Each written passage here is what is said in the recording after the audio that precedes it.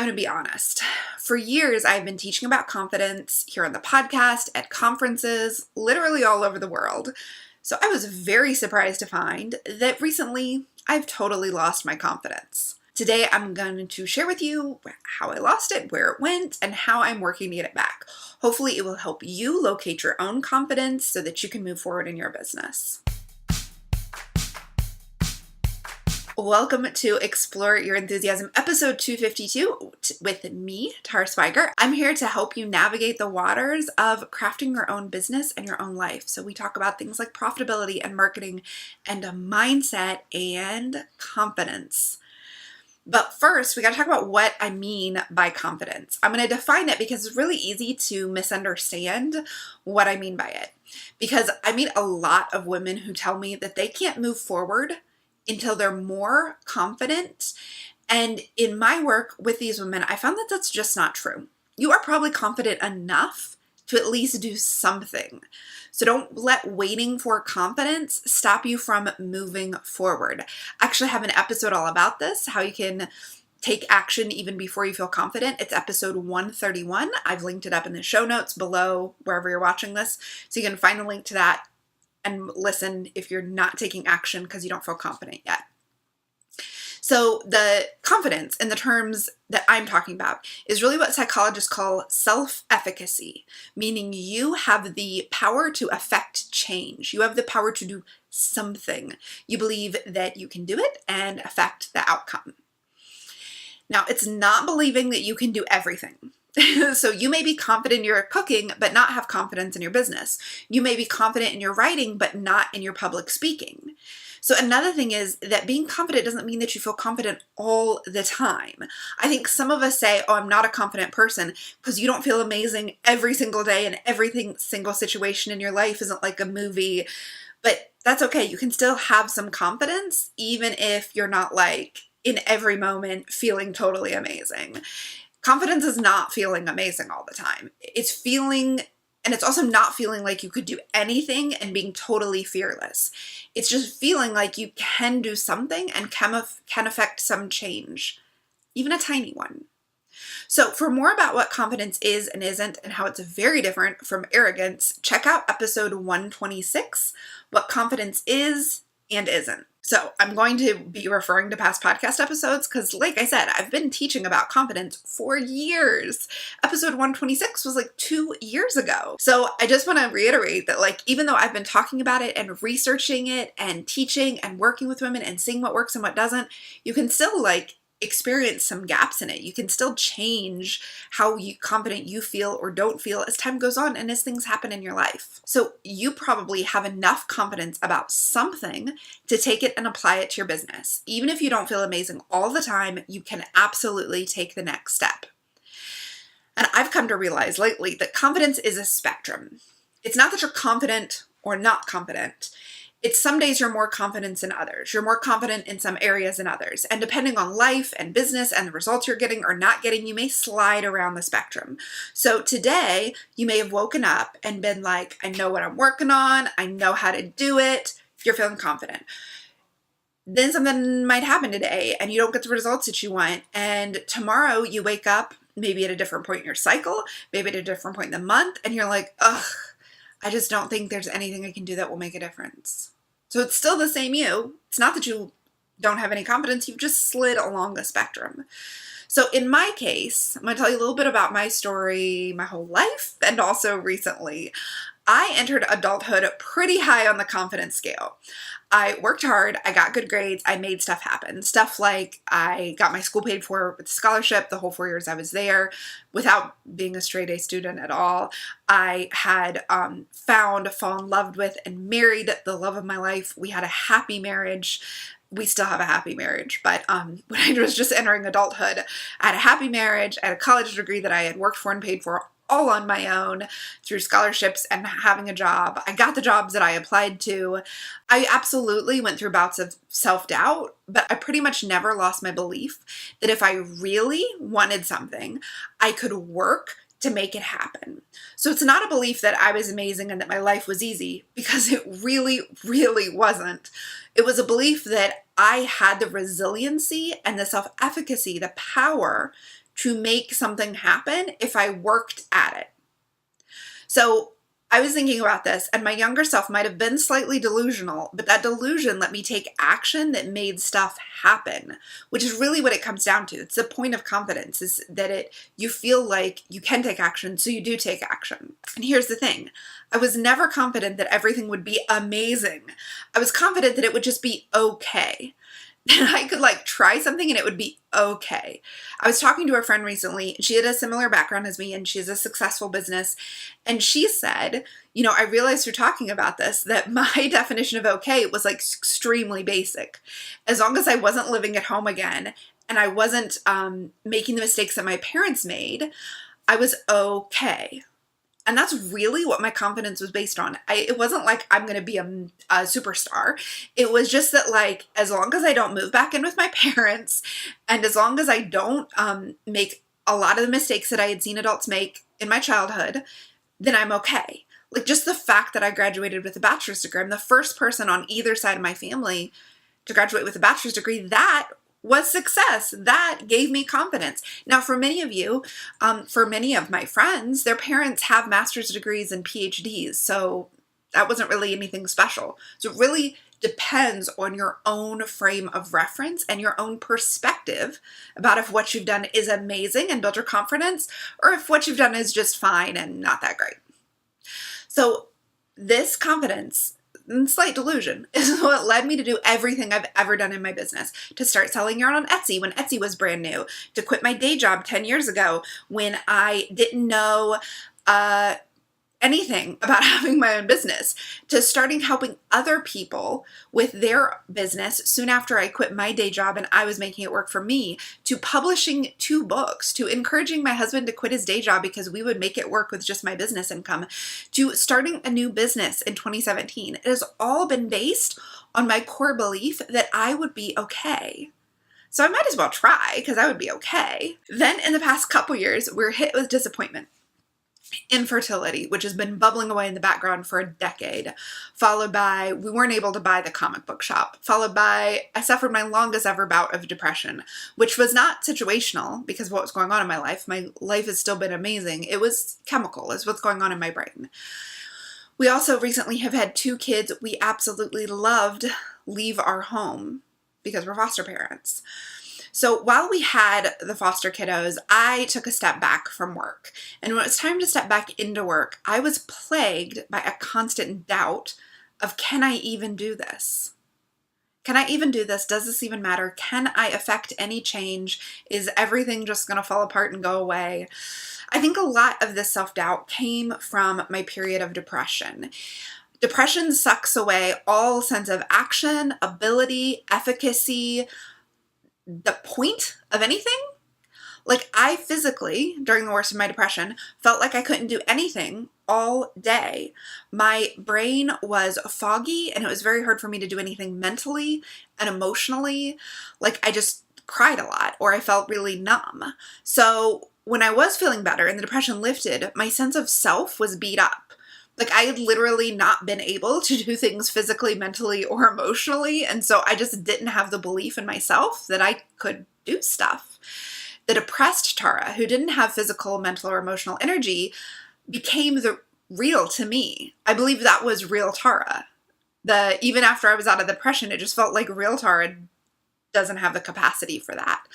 I started to believe she was me. At the same time, I knew she wasn't me. I had memories of get things done Tara. I knew what 6-figure business Tara was, what she did, and I knew that she was the real me. She had been the real me. But when I would dream about plans and goals, I would find myself trying to imagine depressed Tara actually being able to do whatever was in front of me, and I realized she could never do it. So I thought, I can't do it. And the basis of my confidence, which had just been, I'll be okay no matter what, switched to, well, I could be confident if I believed I could do amazing things. And I switched my thinking from I'll be okay no matter what to what if I can't? And what if it doesn't work out? Now, the hard part is I didn't know this was happening. Like, I have come to realize all this through a lot of journaling. So my first clue was actually way back in September when a business friend said something like, oh, I'm sure you'll be at this goal next year, when we were talking about something. And I was like, maybe, I don't know. And he said, wait, what? That is not the Tara I know. You've literally never told me you weren't going to reach a goal before. And I was like, oh yeah, well. And I immediately went back to my room and cried my eyes out because I realized he was right. That was not the Tara that I had been. He was right. I wasn't the Tara he knew, because this Tara was like, I don't know if I'll reach my goals. And I realized like something is going on here because I'm out of the depression. I'm actually feeling fine, and yet I don't have that confidence I'm going to hit my goals. So the next clue was actually just a couple weeks ago. I was at a conference and the speaker asked us to think about what we wanted to get from the experience. And off the top of my head, I wrote down, I want to feel confident again. And then I was like, whoa. I did some journaling, I asked myself some questions, I talked to some friends, and I realized that it's not that I needed a better schedule or a better planner or I need a different office. I just needed to reinstill the belief that things were possible, that I could affect some change on something that I worked on, that I can work towards my goals, and whether I reach them or not, I will be okay. And the good news is, once I realized it was a problem, I know how to get it back. I've been teaching you how to get it back for years. So I shared all my story about losing my confidence with you, even though it's hard to talk about, because I hope that you may see some of yourself in what I shared. I hope that if you feel wobbly, you'll recognize, oh wait, I can fix this. So now let's talk about how to get your confidence back, or heck, get it for the first time when it comes to your business. Now, the first part of this is knowing yourself.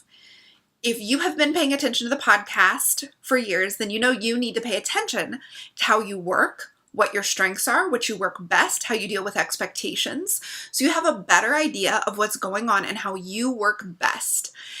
And this is why in our monthly reviews in the Starship, I always ask what things are going well. If you've been paying attention to what things are going well, then you know how you work when things are good. So this is like the foundation of it. You're going to build your confidence from who you are. You're going to build it on your strengths. And the real thing about this is you are not going to pay attention to who you wish you were. I want you to stop paying attention and comparing yourself to other people, because that will just make you feel worse. We're going to build your confidence on who you truly are already. That is going to keep you going, and it's going to keep you from doing this spiral of self-doubt and shame and constant comparison.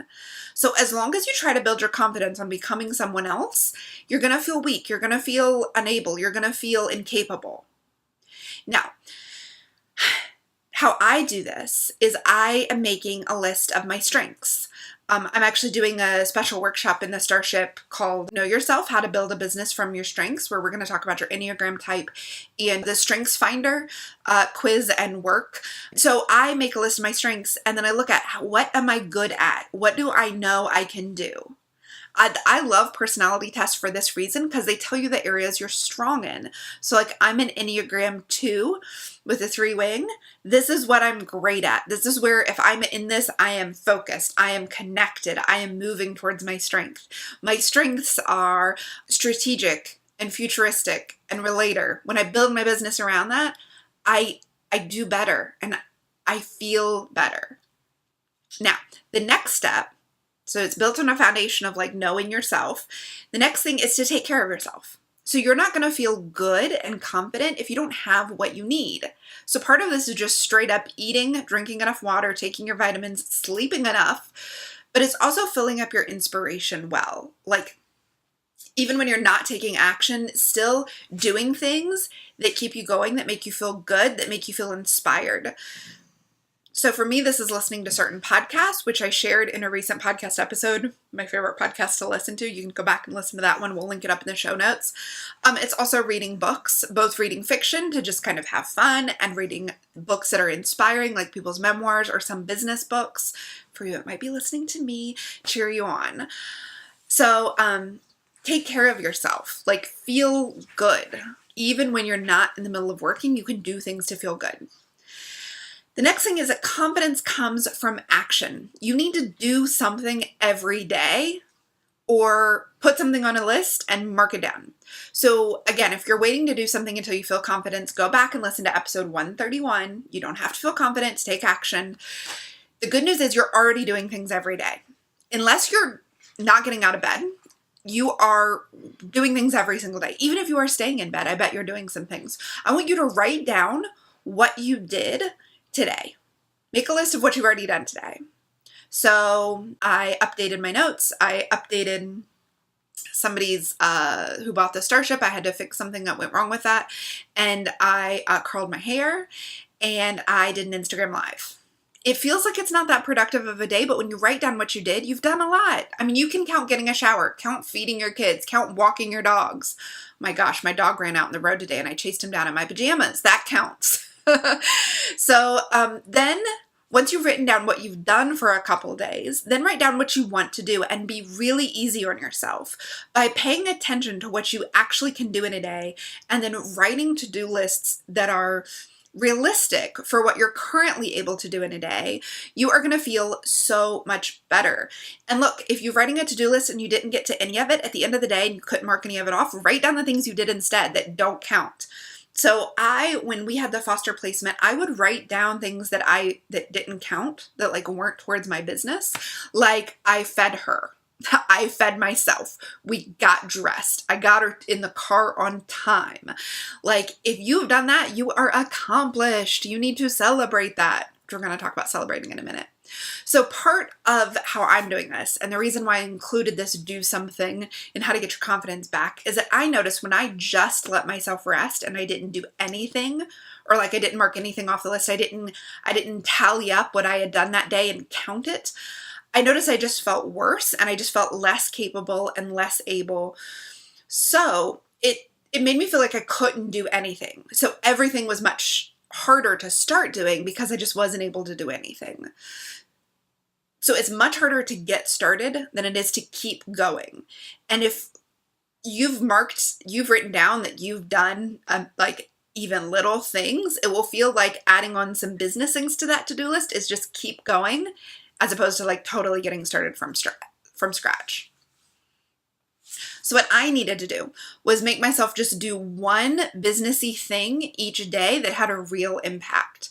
That's where I needed to start. When I tried to start too big, it was too overwhelming, but one tiny thing. And most importantly, I need to write it down. So I have the satisfaction of marking it off. Do not laugh at the satisfaction of marking things off your list. So many of you have told me it is so huge for you. So I had fallen so far off my planning and my daily to-do list that I just needed to start over with a new planner. So you can watch a video about how I was making it work for me over on my YouTube channel. I'll link it up in the show notes. I'm loving it. It's really what I needed for this stage of my life. So I started feeling better about my ability to do stuff, but there was still some stuff I was putting off for like seriously a month, like super simple things that would take me an hour, and I just kept putting it off. So the solution was getting an accountability partner, a very specific accountability partner who's working on the same things in our business with the same focus, and it's totally helped. So how we do it is we check in by 10 a.m. each day with a list of 2 things that we're going to do, and then again by 10 p.m. to say we've done it. That's all we need to do. We don't need to have conversations. We don't need to like coach each other. It's just like, this is what I'm doing. Okay, this is what I'm doing. We're in different time zones, so we just do it for the 10 a.m. that works for us, like our own 10 a.m. But just knowing that someone is waiting to hear if I did it or not makes all the difference. So as you guys know, if you've listened to the 4 Tendencies podcast about how you react to expectation, I'm not a person who typically needs an accountability partner because I'm a questioner. But because I'm in this different stage of my life and a little more wobbly in my productivity and my feeling good about what I'm getting done, the accountability partner is helping me rebuild that muscle of doing things and getting them done. So that might help you. Getting an accountability partner, even if you're the person who doesn't think you need one, it might help. Now, the next part of building your confidence is celebrating. A huge part of feeling good about what you can do is remembering that you have done awesome stuff and you will do awesome stuff again. So some suggestions for getting in the celebrating frame of mind is to practice accepting compliments. This is huge. Don't follow up a compliment with all the reasons it's not true. So this is funny because I talked about this a couple years ago in the Biz Confidence Challenge, and I went live to talk about this very thing, and somebody said, "Oh, Tara, your hair looks cute." And I said, "Oh, it's a mess today." No, that was just me deflecting their compliment. So obviously compliments about how great you are, how your business is doing, how amazing your products are, how productive you seem, how together you seem. Don't go, "Oh no, I'm a hot mess." Say, "Thank you." And accept that it is true for the person who's telling you it's true, right? So if you say, "Tara, your hair looks great," and I say, "No, it's a mess," as my husband says, that's just rude to the other person. You basically said, "Ha, your opinion means nothing to me," when like they were trying to be nice. So just say thank you. You might think your hair looks a mess, but it's true for them that they think it looks great. Same thing with your products, with your website, with anything. Just say thank you and let yourself feel like you're accepting it. I'm taking that in. I'm taking in that it is maybe possible that my products are great or that you're very happy with it. Now, even better than accepting the compliments is remembering the compliments, remembering the praise, remembering the happy clients. You can put them in a folder in your email. You can write them down. I have an Evernote note where we copy and paste them. You can print them out. So I've been talking about this for a long time, and somebody tagged me in a post on Instagram where she said, thanks to what she heard on my podcast, she wanted to remember the compliments, so she illustrated them. She's an illustrator. She drew little faces and then word bubbles with the compliments, and she had it all up. Yes, put them up, put them in front of you. My friend Jolie keeps happy client emails that she gets, and she goes back and she rereads them when she's not feeling well. So just remember, like, just knowing like so-and-so was super happy with her product, just remember that the next time you're working on something and you're not feeling great. Now, another way to kind of help you celebrate and help you feel better is to tell your loved ones. Now, this is just for the trusted people, that you really feel like can step in and do this for you. Don't ask everyone, because everyone's not going to be able to do it for you. Tell them, I need help remembering that I've done awesome things. Can you help me with this? So I was having a conversation with Jay about this topic before I even realized I should write a podcast episode about it. And he was like, "Oh my gosh, no, you're amazing because of XYZ." And I was like, "Ugh, you always think I'm amazing. It's because you love me." So I wasn't accepting the compliment. He told me it's rude not to accept somebody's compliment, so I accepted it. And then he has done such a good job of telling me every single day that any amount of work I get done is great, is good, that I'm doing great. And he'll like point out like, "Hey, wait, you did that yesterday, right? Today might not have felt great, but yesterday you got this done." Like, just, it was hard for me to open up about feeling this way because he knows me as a confident person, but being real about like, I need some words of affirmation. That has helped tremendously, just keeping it front of mind. Like, him just telling me doesn't necessarily make me feel great because, of course, I kind of don't believe him all the time, but it does remind me like, wait, Tara, remember, you're working on this. You're working on feeling better about this. Another thing I love to do is list all the things you've accomplished. Like, seriously, list all the things you've ever accomplished. Also, list all the things you've overcome. Like, if you were telling your superhero origin story, what is the background? What is the things you had to overcome? Was it poverty or domestic abuse in your childhood home? Was it a money mindset from your parents, like there'll never be enough, or throw around money, don't bother saving it? Like, what is the money story you've overcome?